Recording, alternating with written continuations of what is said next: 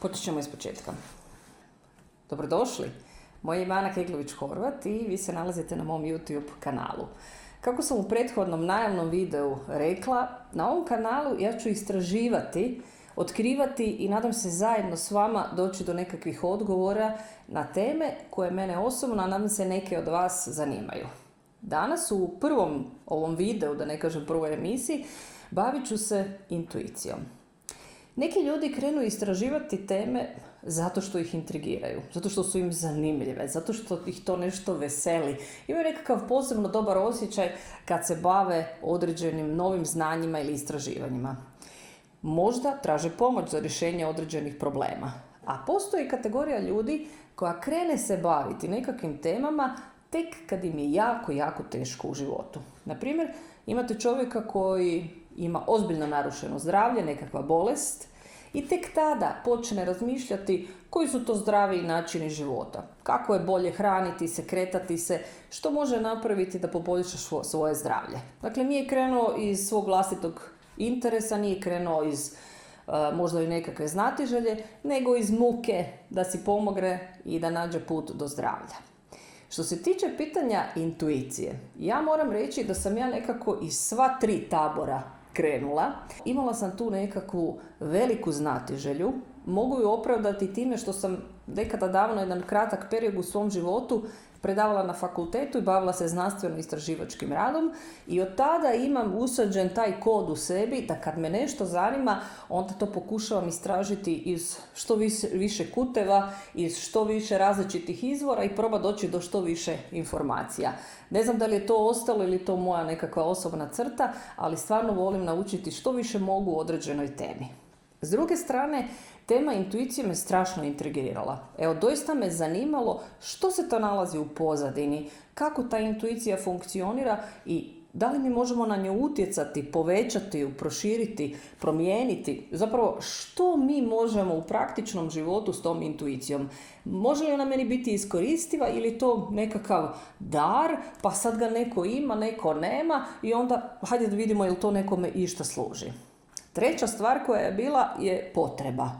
Našla sam se u situaciji u kojoj, ajmo reći, poslovno i privatno nije bilo bajno i tražila sam načine da dođem do odgovora i rješenja koji će mi određenu situaciju objasniti, a na nekakvoj racionalnoj ili ako hoćete realnoj razini nisam dolazila do odgovora.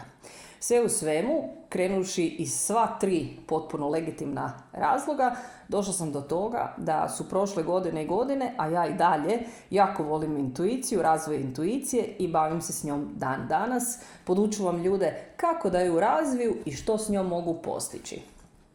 Jedan od mojih učitelja kroz život, a stvarno sam ih imala jako puno, je bio i Bob Proctor. Vjerujem da ste mnogi od vas čuli za Boba Proctora, a ako i niste, potražite na Google, vrlo jedan interesantan čovjek. Jedna od njegovih omiljenih rečenica je bila: ako nešto možeš zamisliti u umu, onda je to moguće i ostvariti. Što bi to otprilike značilo? Čak i stvari za koje misliš da su nemoguće, možda se mogu i ostvariti. Na koji način? Dao je jedan fantastičan primjer. Pred 50 godina ili manje, da ste bilo kojoj osobi rekli: znaš, 2025. ću ja sebe snimati pomoću nekakvog mobilnog uređaja ili kamere koji neće imati uopće žicu, koji će automatski slati moju snimku negdje u neki cloud i moći ću nekog nazvati na video poziv, većina ljudi bi rekla pa to samo ima u nekakvim science fiction filmovima. Ili da vam je neko tada rekao: znaš, u toj istoj 2025. godini moći ćeš sjesti u taksi koji uopće nema vozača i taj će te potpuno normalno voziti i sudjelovati u prometu. Sve su to bile nekada ideje koje su zvučale suludo. Pa čak i danas u nekim dijelovima svijeta da kažete da postoji taksi bez vozača, sigurno bi zvučalo suludo jer nije cijeli svijet istovremeno jednako napredovao niti će napredovati. Prema tome, ako je neka osoba prije 50 ili 500 godina samo imala ideju, nekakvu malu misao u umu da je nešto moguće, to je već ona klica koju samo treba zalijevati, koju treba njegovati i jednog dana iz nje može izrasti prekrasna biljka. Upravo tako nekako je krenulo moje istraživanje oko razvoja intuicije, oko intuicije koja se danas naziva intuitivnom inteligencijom. Mene je zanimalo, može li svaka osoba razviti intuiciju ili da možda krenem još od početka, ima li svaka osoba intuiciju? Logičan odgovor mi je dolazio da ima, inače bi možda bilo i teško preživjeti od nekakvih situacija za koje ne znamo kako će se razviti, ali nam, ajmo tako reći, unutarnji glas daje nekakvu smjernicu. O tome ćemo malo više govoriti u sljedećim epizodama. Ono što sam za danas odlučila da s vama podijelim jest kako sam ja ovu temu istraživala. Rekla sam da me dosta interesiralo kako funkcionira intuicija i što o njoj misli čak i znanost. Zašto me to zanimalo? Jedan period mog života predavala sam na fakultetu, bavila sam se nešto malo znanstveno-istraživačkim radom, ali i to vrijeme je bilo dovoljno da u sebe ugradim jedan kod istraživača koji pokušava kroz sve moguće dostupne izvore naći odakle je došlo do neke ideje, da li je ta ideja točna ili netočna i u krajnjoj liniji da tu ideju provociramo, da ju probamo oboriti i onda vidjeti da li je ona istinita ili ne. Ako smo ju oborili, znači da nije primarna postavka bila točna. Ako ju nismo uspjeli oboriti, postoji šansa da će to napraviti netko drugi ili da smo jednostavno na dobrom putu. Što se tiče pitanja inteligencije, često puta sam viđala da se o njoj govori na različite segmente. Vjerujem da ste i vi čuli, ako ništa drugo, za onu klasičnu inteligenciju koju neki ljudi vole sebi izmjeriti, neke tu uopće ne zanima koliko je, ali onda tamo negdje kad sam ja bila studentica, počelo se intenzivno pričati, ili sam barem ja tada prvi put došla u kontakt s pojmovima poput emocionalne inteligencije. Jedna od tih inteligencija koja me posebno zaintrigirala jest kad sam čula da znanstvenici govore i o intuitivnoj inteligenciji. Ja osobno smatram da je intuicija jedan fantastičan alat ili vještina ili ako hoćete naša fantastična sposobnost koja nam može pomoći u raznim sferama života. U mojoj dosadašnjoj praksi i radu s ljudima i u krajnjoj liniji mojim predavanjima s područja razvoja intuicije vidjela sam da se ljudima može višestruko ojačati intuicija ili s druge strane oni koji već imaju razvijenu intuiciju da možemo im osvijestiti taj alat i da ih možemo uputiti kako praktično u životu mogu iskoristiti svoju intuiciju. Bez obzira da li se to odnosi na vaš poslovni život, na vaš privatni život ili nekakav hobi. Često puta su bili prijepori, ajmo tako reći, odakle dolazi ta intuitivna inteligencija. Je li to nešto što je nama svima urođeno i, ajmo tako reći, bazira se na različitim osnovama. Postoje tako razni autori koji su o tome pisali, objašnjavajući intuiciju kao plodom nečeg što se već prije dogodilo, što se na ovaj ili na onaj način pospremilo. Bilo u našoj memoriji, bilo u našoj podsvijesti ili nekom drugom mjestu, ali generalno vezano za prethodne događaje. Drugi način kako se objašnjavala i koje mene osobito interesirao jest da je intuicija povezana sa našom podsvješću. Znate da se naš dijeli na ovaj svjesni i na onaj nesvjesni dio ili podsvjesni. Te su teme strašno zanimljive, pogotovo za vas i za mene koje zanima mozak i kako funkcionira i to će vjerojatno biti nepresušna tema naših budućih emisija. Ono što je mene osobno često interesiralo, zašto imam intuitivno neke informacije ili ako hoćete vizije, slike, a nemam prethodno znanje o tome, nemam memoriju, ne mogu reći da podsvjesno imam, možda postoji nešto, ali generalno o područjima, temama, ljudima ili čak lokacijama gdje ja nikad nisam bila, ne znam ništa o tome, nikad nisam se bavila tim radom. A intuitivno mi često takva informacija dolazi. Za mene je odgovor bio da naprosto postoji nešto više od toga, od puke memorije, podsvijesti, prethodnog znanja i informacije, jer inače bi ta intuicija bila poprilično dosadna. Ok, nešto si u životu naučio, čuo si, možda si gledao neki film pa si zaboravio, ali podsvijest nije. Kod mene i kod drugih ljudi viđala sam da intuitivno dobivaju informacije ili intuitivno govore nekakve informacije koje nisu mogli na taj način saznati. I smatrala sam da postoji nešto više od toga. Često smo to nazivali da takva jedna intuitivna informacija dolazi kroz nekakve više svjesne razine. Što bi to bilo? To bi bile razine koje su iznad ove moje trenutne svijesti, iznad onog što ja znam, što mogu na svjesnoj razini razumjeti, što mogu shvatiti u krajnjoj liniji kao čovjek u 2025. I možda nekakve informacije koje jesu dostupne određenom vrlo uskom krugu ljudi, organizacija ili vlada, ali ne i meni kao osobi koja možda nisam na izvoru takvih informacija. Da li je to informacija koju ti šalje Bog, ako si vjernik? Da li je to informacija koja dolazi iz nekakvog energetskog sustava, viših slojeva energetskog omotača, aure, ako vjeruješ da je baza svega energija? Je li to možda informacija nekakve više inteligencije, više razine, iz svemira, iz kuda i odakle, vanzemaljaca, potpuno nebitno. Ja i dalje ne znam točno odakle dolazi, ali mi je stalno sve ukazivalo na to da postoji neko mjesto, nešto što nije locirano u meni samoj, odakle ta informacija dolazi, pojavljuje se i odakle ju mi možemo u krajnjoj liniji primiti. Neki znanstvenici su otišli korak dalje i napravili su testiranja gdje su htjeli provjeriti da li možda stvarno postoji mjesto koje nije bazirano u nama, odakle mi možemo povući takve informacije. Roland McCarthy je u svom institutu HeartMath istraživao odnose intuicije i nekih drugih znanosti, posebno sa koherencijom srca. Prema njemu da postoje generalno 3 nekakva izvora intuicije.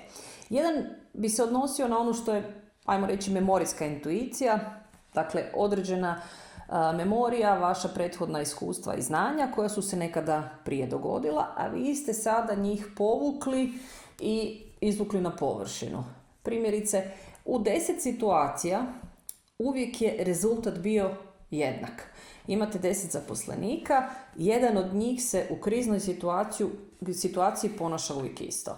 U 11. slučaju vi ćete već pretpostaviti i možda ćete intuitivno osjetiti kakva će biti njegova reakcija. Druga strana, odnosno drugi segment intuicije, nazvao je energetska, odnosno ona koja je povezana s energijom. Naime, postoji jako puno ljudi koji su energetski vrlo osjetljivi ili protočni, koji mogu osjetiti ne samo energiju drugih ljudi, dovoljno je da sjednu nasuprot njih i da osjete te nekakve energije, raspoloženja, stanja, emocije, čak i boli.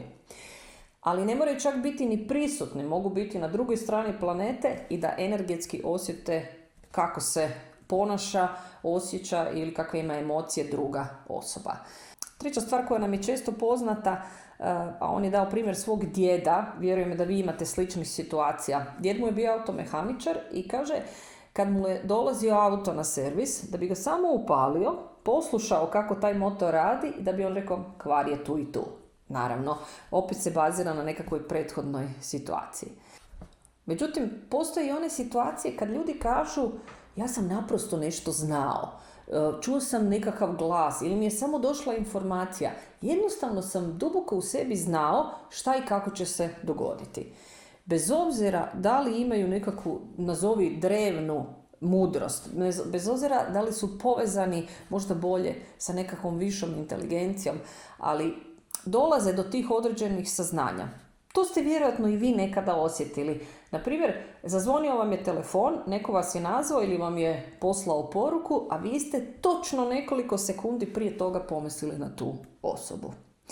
Ona treća stvar s kojom se on osobito bavio, a gdje ja baš osjećam povezanost prema njegovim riječima i tome što je istražio, jest postojanje takozvane nelokalne intuicije. U fizici bi se radilo, kad kažemo ne lokalno, o nekoj pojavi koja ne postoji u sad nekakvom objektu istraživanja. Primjerice, ako proučavamo moju intuiciju, ono što se smatra možda memorijskom ili energetskom intuicijom bi bila lokalna jer se nalazi u meni ili možda mom energetskom omotaču. A nelokalna intuicija znači da se ta nalazi izvan mog fizičkog tijela ili mog energetskog tijela ili mog uma, mentala, kako god hoćete, i spojena je ili pozicionirana na nekakvom drugom mjestu. On se upravo išao baviti istraživanjem takvih pojava i došlo je do vrlo, vrlo zanimljivih rezultata istraživanja. On je napravio sa svojim timom istraživanje u kojima je uzeo grupu ljudi i idućih nekoliko mjeseci istraživao ovo što ću vam sada opisati.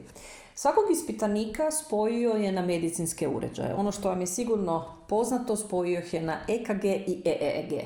Dakle, mjerio je aktivnost srčanu i moždanu. Osim toga, spojio ih je na uređaj koji je mjerio provodljivost kože. Nešto kao poligraf. Isto tako, mjerio je i varijabilnost srčanog ritma. Dakle, svaki ispitanik je bio priključen na vrlo precizne uređaje koji bi svaku promjenu na tijelu od temperature, srčanog ritma, rada mozga ili srca zabilježili uređaji. Sudionici su sami upravljali sa procesom na način da bi pritisnuli taster. 6 sekundi im je bio prazan ekran, onda im se pokazala ta slika ili fotografija na 3 sekunde. Nakon 3 sekunde se gasila i imali su 10 sekundi praznog ekrana. Ispitanici koji su bili u ovom projektu nisu zapravo znali što se točno istražuje. Oni su mislili, tako im je bilo rečeno, da se mjeri brzina njihove reakcije na određenu fotografiju. Imali su 45 fotografija, od kojih 30 fotografija je prethodnim istraživanjem utvrđeno da izazivaju pozitivnu reakciju, dok ostale fotografije su bile one koje izazivaju negativnu reakciju. Ti setovi fotografija su išli naizmjenično, ne po nekakvom pravilnom redoslijedu i ispitanici nisu znali koja iduća će doći. Šta je pokazalo istraživanje, što je vrlo, vrlo zanimljivo? Nekoliko trenutaka prije nego što bi im bila pokazana sljedeća fotografija, uređaji su već počeli mjeriti promjenu aktivnosti. Dakle, ako je bila lijepa fotografija, aktivnost mozga i srca, odnosno svega ovog što su mjerili, je već krenula prije nego što je sama fotografija izašla, bila ona lijepa ili ružna. Došli su do zaključka da postoji nešto što se zove nelokalna intuicija i da naše tijelo na bilo koji način, da li kroz informaciju srca, uma ili nelokalno, prije nego što vidi fotografiju, već na nju reagira. Nakon toga su malo još modificirali istraživanje, pa su uveli jednu grupu ispitanika koji su prethodno radili sa njihovim vježbama za povećanje koherentnosti srca. On je htio provjeriti da li osobe koje se bave ovakvim tehnikama, a laički rečeno to su vam tehnike, na primjer opuštanja, tehnike disanja, možda vizualizacije, zahvalnosti, ono što više manje je jako poznato da dobro utječe na naše psihofizičko stanje. Osim što po njima razvija i povećava koherentnost srca, htjeli su vidjeti da li to povećava intuiciju. Rezultati su bili fascinantni. Kao prvo, ljudi su generalno reagirali po ovim uređajima prije nego što su vidjeli scenu na fotografiji, a oni koji su radili ove vježbe u njegovom institutu su reagirali još brže i intenzivnije.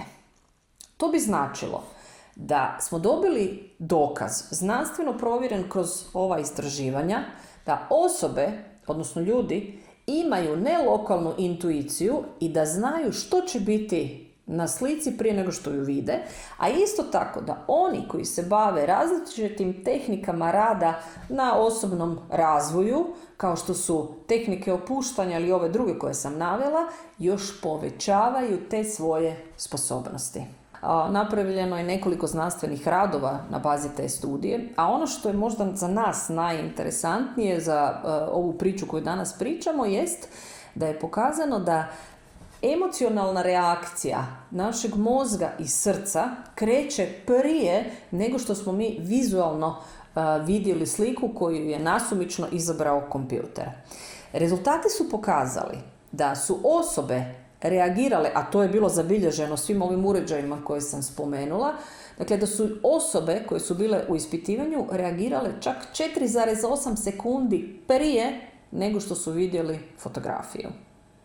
Još je nešto interesantno pokazala ova studija, a to je da je srce reagiralo emocionalnom reakcijom prije nego mozak.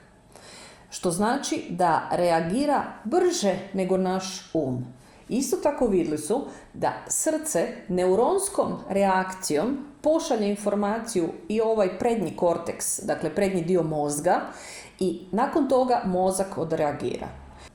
To nam govori da je snaga srca u emocionalnoj reakciji i čitanju intuitivne informacije veća od snage našeg uma. Kada mi postignemo tu ujednačenost i koherenciju između emocije i uma, mi stvarno imamo jedan jako moćan alat. Iduće što je važno pokazala ova studija, da oni ispitanici koji su radili upravo na toj koherenciji srca, dakle bavili se sobom, radili na sebi, tehnike opuštanja, vizualizacije, zahvalnosti, slanje i primanje pozitivnih misli, zamišljanje energije, da su imali bolje rezultate nego oni koji se nisu time bavili. Pokazalo se da ispitanici koji su imali bolju usklađenost, odnosno koherenciju srca, su bili osjetljiviji na prikazane informacije, reagirali su prije. Dakle, njihova intuicija je reagirala brže nego kod ispitanika. Još jedan vrlo zanimljiv rezultat koji je pokazalo ovo istraživanje. One osobe koje su prije početka istraživanja bile u tom takozvanom koherentnom stanju srca, dakle bili su vrlo vjerojatno opušteni ili su radile nekakve tehnike opuštanja prije, puno bolje su bile povezane sa svojom intuitivnom informacijom, brže su ju dobivale i brže su odreagirale. Isto tako, ovo prethodno što smo rekli, da je informacija prije dolazila u srce intuitivna, da je srce prije reagiralo, slalo informaciju prema mozgu, nam također govori da postoji povezanost između srca i mozga, ali isto tako da postoji dokaz o nelokalnoj intuiciji. Ako su i srce i mozak reagirali prije nego što smo vidjeli određenu fotografiju, to znači da je neka intuicija ili intuitivna informacija došla izvan našeg vidokruga, očiju ili energetskog tijela prije do nas nego što nam je pokazana. Očito postoji nekakav izvor informacija kojeg mi primamo pomoću intuicije, a da se on nalazi izvan našeg prostora i vremena. Dakle, da postoji nekakva nelokalna intuicija koju mi možemo koristiti i koja funkcionira kod nas. To nam naravno pokazuje da ako mi vježbamo takozvanu koherentnost srca, odnosno ako radimo na sebi, ako radimo tehnike opuštanja, meditacije ili neke druge tehnike osobnog rasta i razvoja, da ćemo biti puno usklađeni sa tim nelokalnim, vanjskim izvorom intuitivne informacije. Ovu studiju provjeravali su naravno i drugi znanstvenici. Jedna takva provjera dogodila se u Iranu, gdje su znanstvenici htjeli potvrditi ili opovrgnuti rezultate studije. Uzeli su 15 poduzetnika i napravili potpuno isto istraživanje i dobili su iste rezultate. A onda su uveli jednu varijablu. Umjesto 15 poduzetnika stavili su 30 i više nisu odgovarali, odnosno reagirali na fotografije jedan po jedan, nego su uveli rad u parovima. Što znači da su dvoje po dvoje na isti način gledali fotografije i mjerile su im se reakcije. Ono što je zbilja jako zanimljivo, pokazalo se da kada su ljudi radili u parovima, po dvoje, da je reakcija bila puno veća nego kada je radila jedna po jedna osoba. Što nam otprilike govori da u timskom radu se povećavala energetska osjetljivost na ono što je dolazilo kao sljedeća fotografija. Istraživači su htjeli provjeriti da li u nekom društvenom kontekstu, dakle imamo dvije osobe, a ne jednu, da li se događa nekakva promjena u cijelom procesu. I promjena se dogodila. Pokazalo se da rad u parovima je dao bolje rezultate, u smislu da je ta reakcija bila intenzivnija i jača. Što znači da ako bi dva poduzetnika radila zajedno, oni bi imali bolju povezanost sa nekakvom energetskom informacijom koja intuitivnim putem dolazi do njih. Što je neka zajednička poveznica svim ovim i drugim istraživanjima koji su provjeravali ovakvu teoriju? Pokazalo se da naše energetsko srce ima na neki način poveznicu sa našim fizičkim srcem i da ima sposobnost prenijeti ovu intuitivnu, nelokalnu informaciju do našeg mozga. Što sve to za nas znači u praktičnom životu? Ova istraživanja su pokazala da naše srce ima sposobnost doći do vanjske, nelokalne, intuitivne informacije i istim putem ih prenijeti do našeg uma. Naš um će obraditi intuitivnu informaciju i onda na nama dalje ostaje da ju iskoristimo u praktičnim situacijama, bilo na poslu, privatnom životu ili negdje treće. Što još to znači za nas? Ako radimo na sebi, ako radimo vježbe koje povećavaju koherentnost srca, da će i naši rezultati biti sve bolji i bolji, mi ćemo biti u praktičnoj primjeni sve sigurniji i u sebe i u intuitivnu informaciju koju primamo, više ćemo u nju vjerovati, manje ćemo sumnjati u svoje sposobnosti i moći ćemo ju iskoristiti za ono naše nekako najveće dobro. Ja ću svakako više govoriti o praktičnoj strani primjene intuicije, no za sada je dovoljno da znate da intuicija će vam svakako pomoći kod bržeg, točnijeg i jasnijeg donošenja odluka. Naravno, možete provjeriti sva pitanja koje vas osobno zanimaju. Od toga, primjerice, kakva prehrana je dobra za vas, što je nekakav najbolji smjer u vašem životu, koje zanimanje da odaberete ili promijenite, kako da odreagirate na određenu situaciju. Ako vi dobijete intuitivnu informaciju prije, pa čak i onih 4,8 sekundi, ako ne i više, dakle prije nego što se događaj dogodio, vi ćete imati mogućnost da u tom kratkom vremenu procesuirate informaciju i donesete vlastitu odluku kako reagirati. Dakle, nećemo biti samo na nivou nekakve mehaničke, instinktivne reakcije, prva lopta, prvo što nam dođe, nego ćemo imati sasvim dovoljno vremena da naš um primi, isprocesuira informaciju i donese odluku. To će sigurno stvoriti manje konflikta u našem životu sa samim sobom, a i sa drugim ljudima. Pomoći će vam da donosite bolje odluke, da radite ono što je za vas bolje i u krajnjoj liniji vidjet ćete da veza sa vašom intuicijom će vam pomoći da sretnije živite. Nadam se da su vam priče iz znanosti koje smo danas dijelili zajedno i istraživali biti zanimljive i da ćemo nastaviti zajedno istraživati intuiciju i ostale teme kojima ćemo se baviti. Svakako vas pozivam da ostavite svoje komentare, pohvale i kritike za moju prvu emisiju i ako imate razloga da pratite ono što ja radim na ovom kanalu, da se pretplatite i podijelite informaciju o Kvanatom Sanom. Hvala vam na pažnji i vidimo se sljedeće nedjelje.